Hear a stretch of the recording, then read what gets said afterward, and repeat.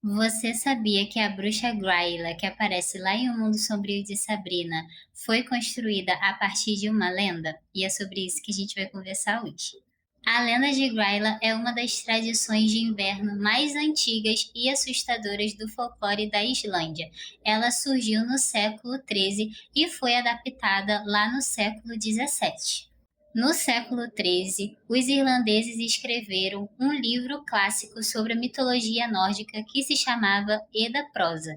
E nesse livro existia a palavra Gryla, que significava giganta ou ogresa das montanhas. Esse termo ele era utilizado de uma forma genérica para assustar as pessoas. E nessa época ela ainda não tinha relação com o Natal. Durante o século XVII, a Islândia passava por tempos muito difíceis de extrema pobreza, fome e invernos rigorosos. E para fazer as crianças obedecerem e economizarem recursos no momento mais crítico do ano, que era o inverno, o folclore começou a juntar várias lendas, entre elas a lenda de Gryla. E foi aí que começaram a associar Gryla ao período do solstício de inverno e do Natal, porque ela deixou de ser um monstro que vagava sem rumo, que não tinha uma definição, e passou a ter, vamos dizer assim, uma agenda programada, que era descer das montanhas, mais especificamente em dezembro, para caçar as crianças que se comportaram mal durante o ano. A lenda nórdica diz que a Gryla teve 13 filhos que ficaram conhecidos como Rapazes do Yule, e esses 13 garotos desciam um a um 13 dias antes do Natal acontecer.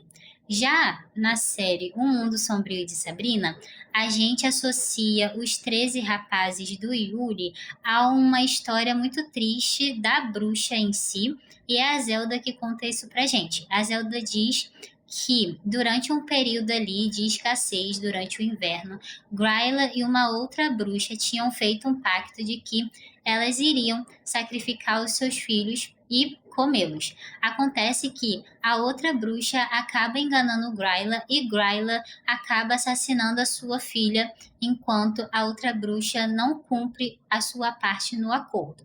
Diante desse luto, a bruxa, dentro do contexto da série, acaba adotando espíritos de crianças que ficaram órfãs. Então, ela, através desse remorso, dessa culpa de ter assassinado a sua filha, ela adota esses espíritos que se tornam os rapazes do Yuri.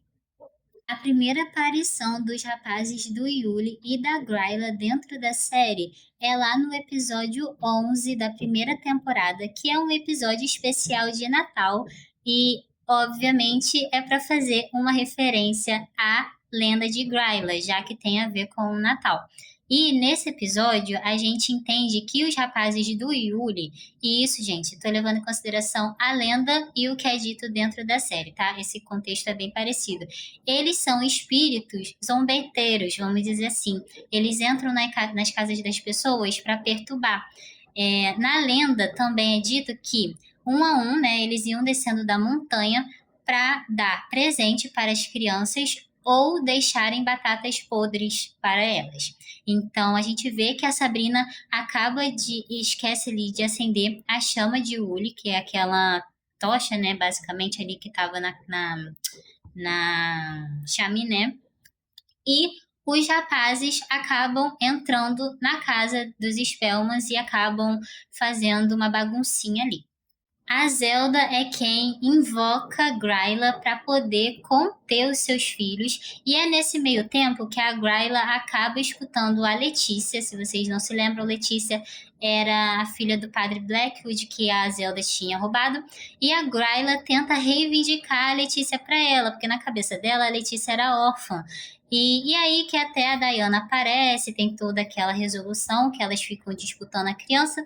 Enfim, acaba que no final do episódio a Zelda e a Sabrina acabam enganando a Gryla e elas enfeitiçam um boneco, e a Gryla sai dali achando que ela tinha levado a Letícia, mas não, ela foi enganada. E é assim que termina a primeira aparição dela na série. Só um adendo, gente, nesse mesmo episódio, o Theo, ele é sequestrado por um demônio que, basicamente, esse demônio é uma referência a Krampus. E a Gryla vai lá e ajuda o Theo a se livrar desse demônio. E é muito legal porque ela tenta adotar o Theo, porque ela pensa que o Theo, ele é órfão. Mas ela percebe que não, que ele tinha uma família que zelava por ele. A segunda e a terceira aparição da Gryla na série é, respectivamente, na terceira e na quarta temporada. Na terceira temporada, ela aparece depois que a Zelda invoca ela novamente junto com as outras bruxas solitárias para que elas unissem forças ao Coven, já que o Coven estava com uma baixa ali de poder, né? Para que eles pudessem derrotar os pagãos. O final da Gryla ali na série fica em aberto, assim como muitos outros finais, mas o que a gente pode levar em consideração é que, sim, gente, ela agora faz parte da Ordem de Hecate, mesmo sendo uma bruxa anciã e muito poderosa, respeitada, e ela acaba ficando ali por perto para que a ajuda dela seja sempre requisitada, vamos dizer assim, e que ela possa estar presente em momentos de turbulência, como foi lá na terceira e na quarta temporada. E a curiosidade que eu tenho para contar para vocês é a seguinte, gente, duas atrizes interpretaram a Gryla durante as gravações. A atriz que fez a Gryla na primeira e na terceira temporada se chama Heather Dosken. E a atriz que fez a Gryla na quarta temporada se chama Samantha Coughlin.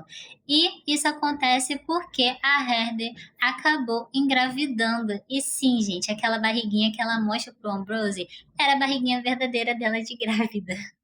E espero que vocês tenham gostado desse vídeo. Deixa aqui nos comentários qual é a próxima bruxa solitária que vocês querem ver aqui no meu perfil. Um beijo!